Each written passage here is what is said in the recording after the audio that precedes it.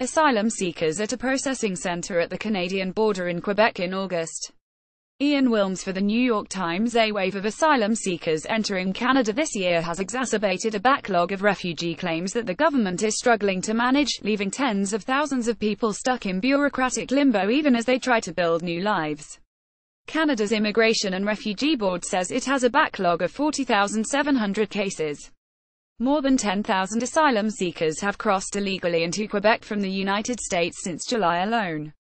But the board has the money and staff to process just 24,000 cases a year, meaning that many people will have to wait around 16 months for their case to be heard. The strain on the organization to handle this many people's hearings is enormous. Shireen Bensvi-Miller, the head of the board's Refugee Protection Division, told a parliamentary immigrations committee this month, "The math is clear," she added. "Unless you put more resources to this problem, then it takes longer time to schedule, so there will be longer wait times." The delay also increases the amount of money Canada spends on asylum seekers' medical care, education and public assistance, said Richard Kurland, a former national chairman of the Canadian Bar Association's Citizenship and Immigration section. "The longer they stay, the more Canadians pay," he said. The Immigration Board set up a special task force in August to respond to the influx of asylum seekers who crossed illegally into Quebec. By the end of September, the task force had finalized around 300 claims, rejecting about 50% of them. That acceptance rate is below the national norm of 65%, which could bode poorly for migrants who came to Canada on the basis of economic opportunity rather than a well-founded fear of persecution, as is legally required for refugee protection. The board hopes to pick up its pace of reviewing claims, and expects the task force to hear 1,500 claims by the end of November, Ms. Bensvi-Miller said. Yet more people keep coming in, about 1,400 a month since April.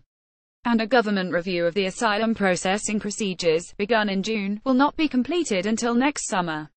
Most of the 8,500 asylum seekers who walked into Quebec from New York State in July and August were Haitians fearing deportation from the United States and seeking to benefit from a loophole in a treaty between the two countries that allows people to make refugee claims in Canada if they do not arrive at legal ports of entry.